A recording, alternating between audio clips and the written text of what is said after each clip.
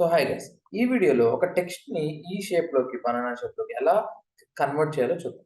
So text టూల్‌లోకెళ్ళి text tool వచ్చేసి దీని మీద సెలెక్ట్ చేసుకొని మనకి బనానా ఏదైతే ఉందో బనానా అని రాసి టైప్ చేసి సో దీన్ని ఎక్కడ మనకి అలైన్ కావాలో అక్కడ సెంటర్‌లో చేసుకొని అండ్ నెక్స్ట్ ఈ టెక్స్ట్‌ని ఇది టెక్స్ట్ లేయర్ దీన్ని స్మార్ట్ ఆబ్జెక్ట్ కింద కన్వర్ట్ చేయాలి. Convert to smart object.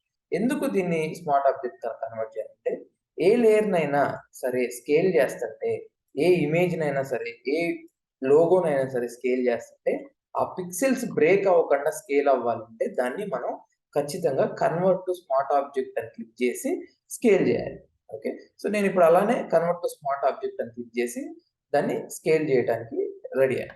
So దాన్ని ఇప్పుడు టెక్స్ట్‌ని ఇప్పుడు యాప్ బనానా షేప్‌లోకి కన్వర్ట్ చేయాలంటే కంట్రోల్ టీ సెలెక్ట్‌లోకెళ్ళి రైట్ క్లిక్ ఇచ్చి వ్రాప్ అనే టూల్ మీద క్లిక్ చేయాలి. క్లిక్ చేస్తే మనకి యాంకర్ పాయింట్స్ అనేది వచ్చేసింది. సో దీన్ని యూజ్ చేసి మన బనానా షేప్‌కి మనం వీటినైతే అడ్జస్ట్ చేయొచ్చు. ఇలా. ఓకే. సో ఇలా అడ్జస్ట్ చేయొచ్చు. నెక్స్ట్ ఇక్కడ వరకు ఉంది. అండ్ నెక్స్ట్ దీన్ని ఇలా అడ్జస్ట్ చేయొచ్చు.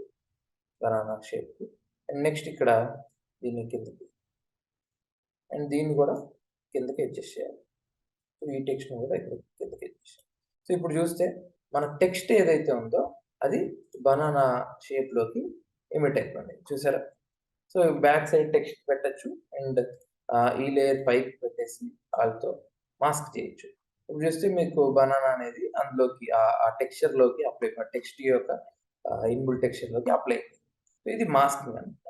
సో ఈజీగా ఇలా మీ టెక్స్ట్‌ని గాని ఏదైనా షేప్‌ని గాని కావాల్సిన ఆబ్జెక్ట్‌లోకి, కావాల్సిన షేప్స్‌లోకి మీరు కన్వర్ట్ చేసుకోవచ్చు.